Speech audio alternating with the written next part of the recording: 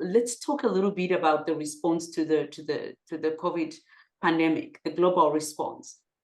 When this pandemic started, there was already a blueprint, right? The international health regulations that existed that was supposed to make sure that if such an emergency happened, the global response would be fair and equitable. And the purpose and scope of the international health regulations was really it still exists, to prevent, to protect against, and to control and provide a public health response to the international spread of disease. But then when COVID broke out, we saw a very chaotic response, and the International Health Regulation Treaty was completely ignored, and countries went on to hoard vaccines in excess of billions of doses, far beyond their domestic needs, leaving countries, on the African continent and others around the world without being able to vaccinate even their frontline health workers. So fast forward 2022, governments are now negotiating a global accord, another accord on top of the treaty, or for prevention, preparedness, and responses. Do we need more accords when we are failing to make use of the ones that we already have? What difference would a new accord make? Hey, terrific question. Do we need more accords when, given what we've experienced with the previous ones? I think it's important to understand why the prior accord simply did not work. Let's just be candid about it. It didn't work for several reasons, but two of the principal reasons are the following. One, the accords were primarily technocratic, and they failed a political stress test. So if the international health regulations admirably said, no, folks shouldn't go around closing down their borders, et cetera, et cetera, et cetera. Well, in hindsight, that proved to be naive, because the WHO does not have the power to compel a sovereign country not to close its borders. So of course, countries will close their borders. Second, if you have an accord that is based on norms or expectations of normative behavior, it's unlikely to pass a real life stress test, because in real life, individuals and governments do not behave according to norms. They respond to incentives, economic and political incentives. So what incentive is there for a country to accurately and promptly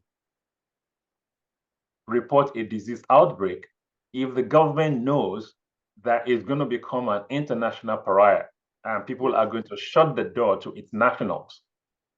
You saw what happened with reports of the Omicron variant, when European countries and North American countries immediately shut out travelers from any other part of the world.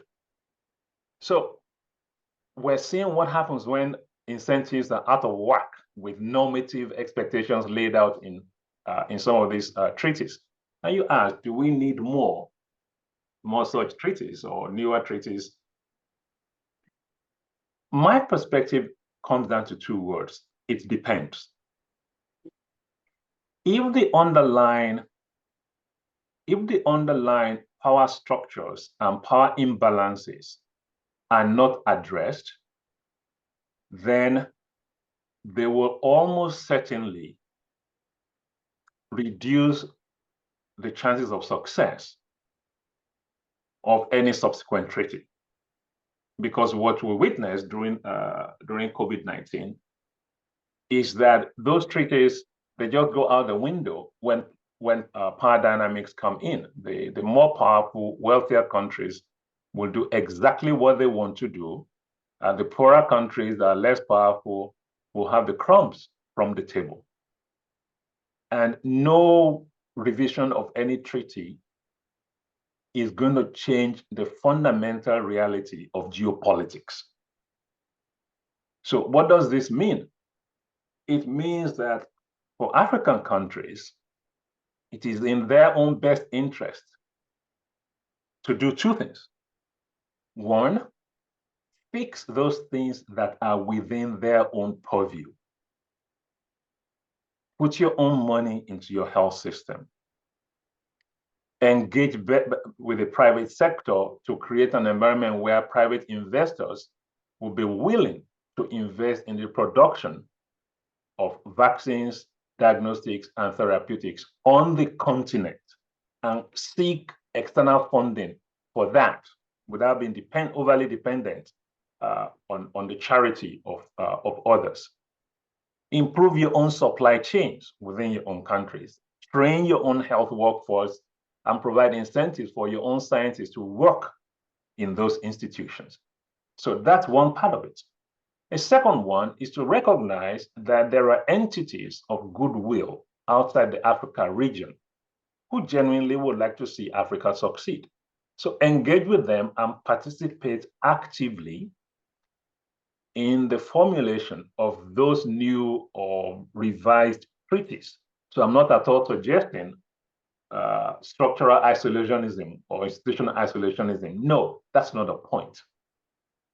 The point is, it will be unwise for African leaders to assume that any new treaty is going to be the solution to the kind of catastrophic failures that we saw and are seeing during COVID-19.